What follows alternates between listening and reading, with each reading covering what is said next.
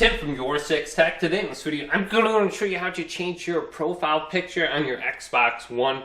So to do this, I'm going to press the Xbox guide button, then use R1 to tab on over to my profile, and then select it right here.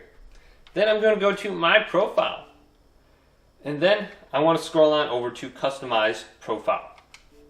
Then I will have the option to change my gamerpic right here. Then I can take a picture of my avatar.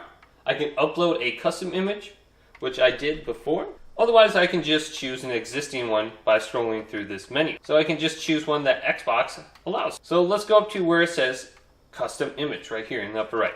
Now you're going to have to plug in a USB device. So I have one plugged in right here. Then if you have images that you want to use as your profile picture, you should be able to see it in the USB device. Now we currently don't have any images on here. Now to use a custom image on your Xbox One, this says on my phone, it has to be 1080 by 1080. So you might have to do this in a photo editor before you put it on your USB device and upload it to your Xbox One here.